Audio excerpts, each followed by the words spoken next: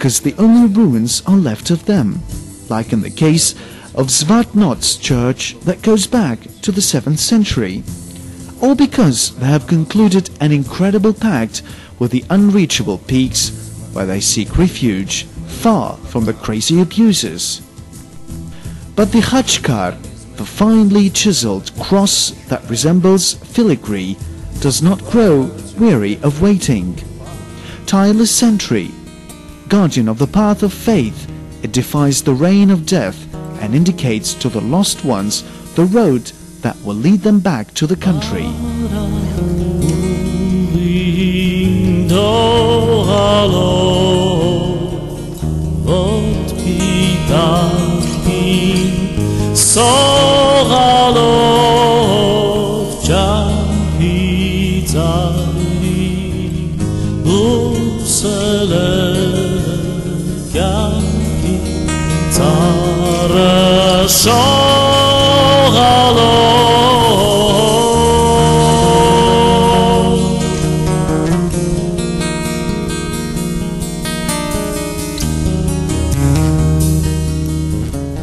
And the visit drags on. The ancient roads lead far to the depths of the souls. The place is imprisoned in a suffocating ring of mountains, but it only breathes the air of liberty. The natural surroundings and the architecture of Noravank, or New Monastery, are appealing. However, the only new thing about this place is its name. It drifts, carried by a sea of mountains. Here, sunset seems eternal, or maybe time is raising a glass of red wine. It is gazing at its own reflection and stirs the wine in an ultimate farewell. Mountains are abrupt only in appearance. In fact, they are frightened, welcoming some greenery there, where the red color of shyness has not impregnated their opulent slopes.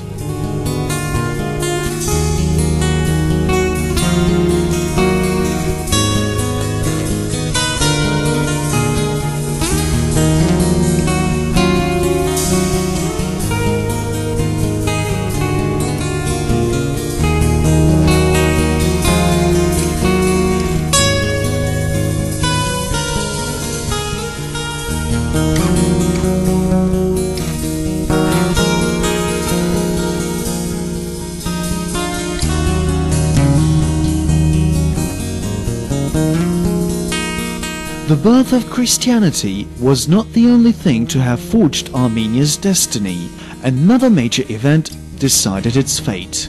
In the year 406, Saint Mesrop Mashtots defined the 38 letters of the Armenian alphabet.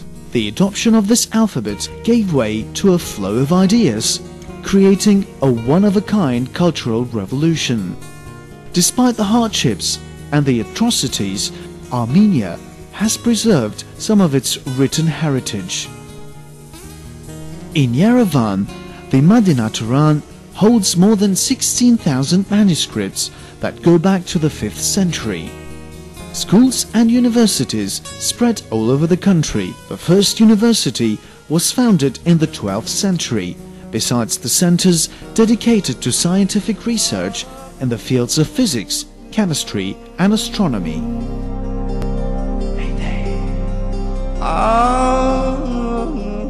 From the top of this mountain, Mount Aragats, King Artashes I transformed Armenia into a most powerful and prosperous kingdom. Used to admire the land, the villages and the cities so full of richness. Aragats, the 4,100-meter high mount, is Armenia's highest peak. Here, words fall silent.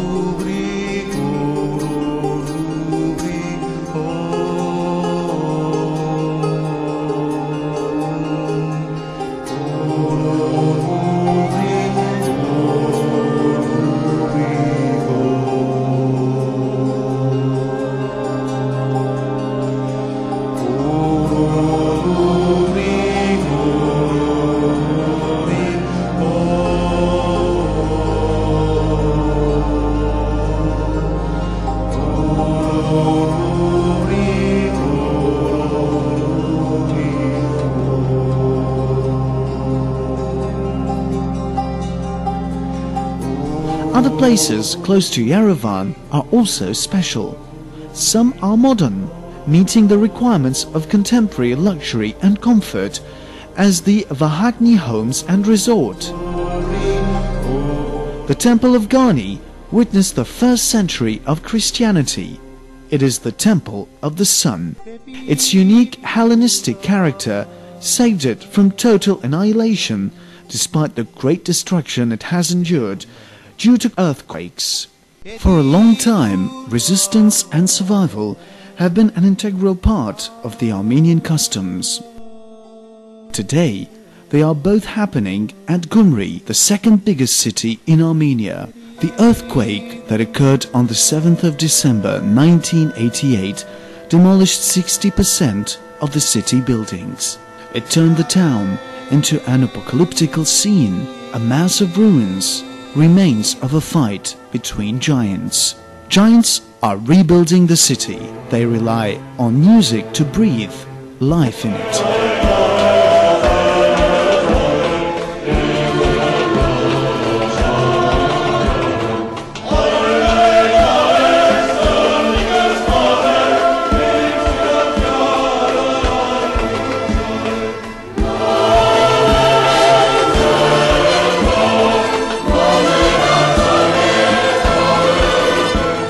If in the past architecture and nature, then hardships and sorrows made Gyumri famous, today things have changed.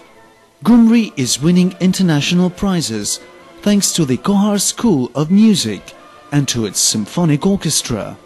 Every stone from Armenia's ground remembers some story of fight and defeat, or life and death.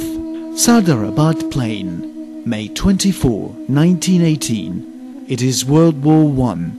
The Turkish army is moving towards Yerevan. The church's bells are panicking. They are sounding the rallying. The Armenians run towards Sardarabad Plain.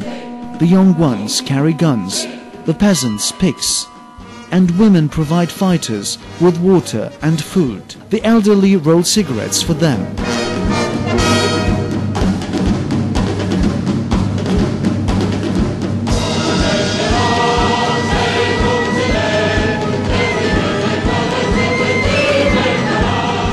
Priests cheer them up. 48 hours of fighting force the enemy to retreat.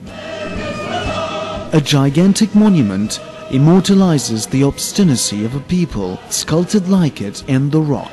The victory did not last, but the dream of a country triumphed later on.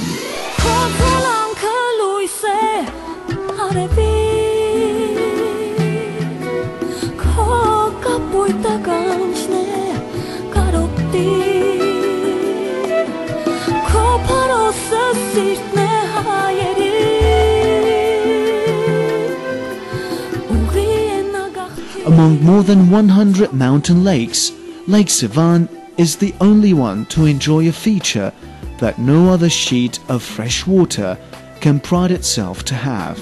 It spreads over a surface of 1,500 square kilometers and is at 1,918 meters above sea level.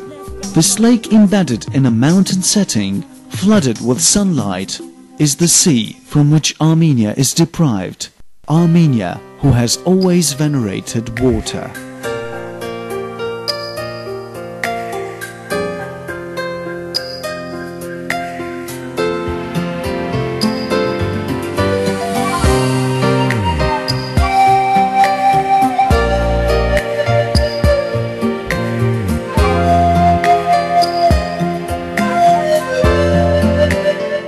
Armenia is a southern country.